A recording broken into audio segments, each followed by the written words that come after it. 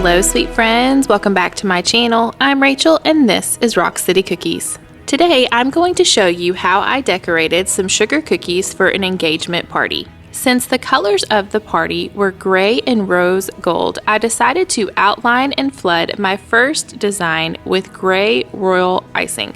To add texture and interest to this cookie, I used the parchment paper technique. You simply add a piece of parchment paper to your wet flood, let dry completely, and then peel off, and you will have a stone texture. This design will have a floral element on top of the stone. For the floral elements, I will be using 3 different types of techniques. The first one is just the white balls that I will actually come back and paint rose gold in the end. The second floral element is the light gray leaves. I just go back and forth onto the stem and create almost what looks like little bitty hearts all down the stem. The final element is a dark gray pointy flower. Only this time, instead of starting away from the stem and pulling my icing to the stem, I actually start at the base of the stem and pull my icing outward, creating a pointy look instead of a smooth leaf.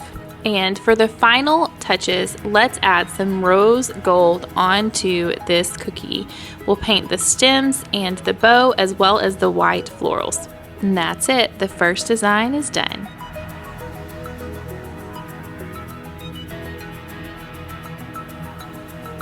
Design number 2 will be a 2-toned hexagon. To begin, outline and flood one section of the hexagon. To prevent my flood from spilling over the edge of the cookie, I like to use my scribe to get into the tiny corners. After you have completed one section, outline and flood the other half of the hexagon with a contrasting color. Using a paintbrush and a combination of rose gold luster dust and a high-proof alcohol, I splatter the cookie with rose gold. This design will include the newly engaged, soon-to-be couple's last initial, so therefore I outline the letter with a thick piping consistency.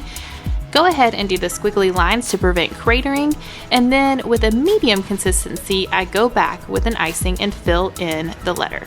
Because I felt like this cookie was missing a little something extra, I ended up coming back and adding a heart and then painting it rose gold once it had dried. Design number 2 is done.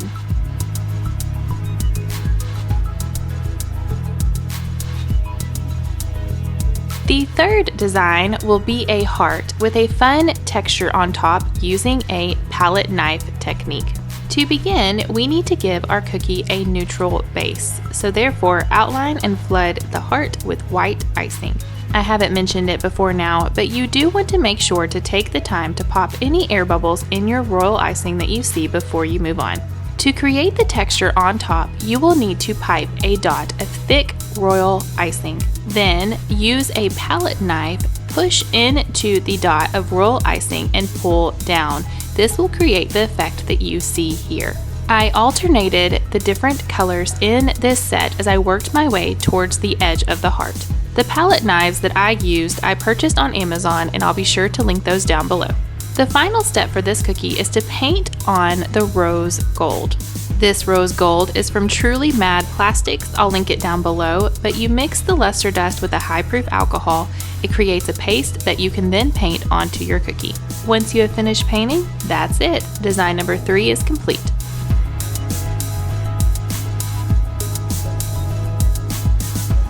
The fourth design will be an engagement ring cookie. When designing a set, I make sure to repeat techniques or textures throughout the design for cohesiveness. So here I will be doing the parchment paper technique as well to have a stone looking background. Remember, all you have to do is attach a piece of parchment paper to wet royal icing and then wait for it to completely dry and it will peel right off. It's really easy. Using my projector, I project an image that I found on Google Clip Art of an engagement ring. Using a thicker icing, I outline the engagement ring and its prongs, and then I go back with white icing and do the diamond. To make the engagement ring look metallic, I wait for the icing to dry and then I go back and paint it with my rose gold mixture.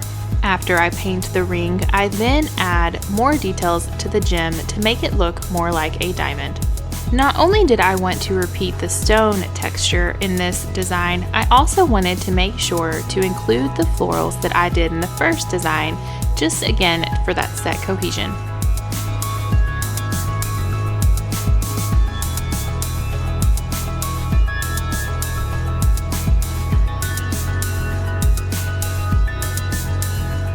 Finally, I came back and touched up the rose gold on the ring as well as painted the florals. The engagement ring cookie is done.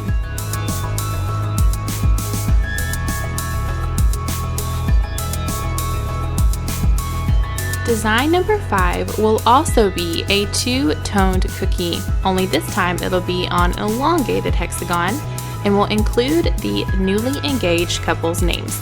Like before, outline and flood one section of the cookie. Be sure to pop any air bubbles, and then outline and flood the second section of the cookie, going slowly down the middle to keep a straight line.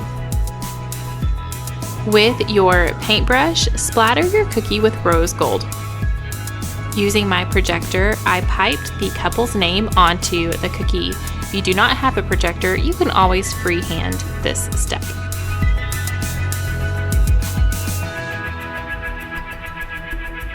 Because I knew that rose gold was a big part of the decorations, I decided to add that onto this cookie in a little bit more of a flashy way by going ahead and painting the couple's name with rose gold. This part is time consuming, so I don't normally paint all the letters. However, I did think it added a little bit extra to this cookie.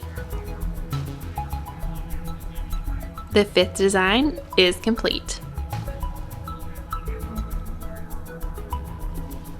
What's an engagement set without the word love included? So I decided to use my love cookie cutter. I'll be sure to link this one in the description box below. I typically use this cookie cutter for all of my engagement, wedding, and anniversary sets, so it's gotten a lot of use and I highly recommend it. I knew I would be painting this cookie rose gold, so for my base color, I just outlined and flooded in my white icing. Before you can paint this cookie with the rose gold mixture, you will need to make sure your flood has had several hours to dry. Using a paintbrush that is for food use only, paint the entire surface of the cookie with the rose gold mixture. I do go over the cookie a few times with the mixture to make sure that it is covered completely. I then take a dry paintbrush and go over the entire surface of the cookie several times to remove any extra dust. Finally, it's time to pipe on the word love. You will want to use a thick icing to pipe the letters, and then I typically use a squiggly line to help prevent cratering, and then I go back with a medium consistency icing and fill in my letters. I also use my scribe tool to carefully fill in the icing wherever is needed. Okay, the love cookie is complete. We have one more design left.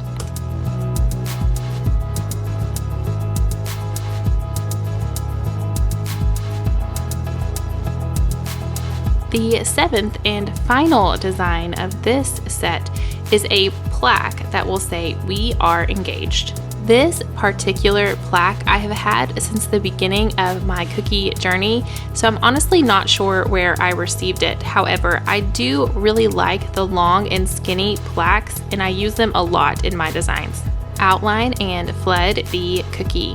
I overfilled this cookie as well as my icing was a little too thin, so I did have a little bit of icing spilling over the edge. When I make this mistake, I typically try to continue to remove the spillage of icing over and over again until it has dried long enough to keep its shape. Repeat the palette knife technique that we did on the heart cookie earlier, and then pipe the words "We are engaged." Finally, we will complete this cookie with our rose gold.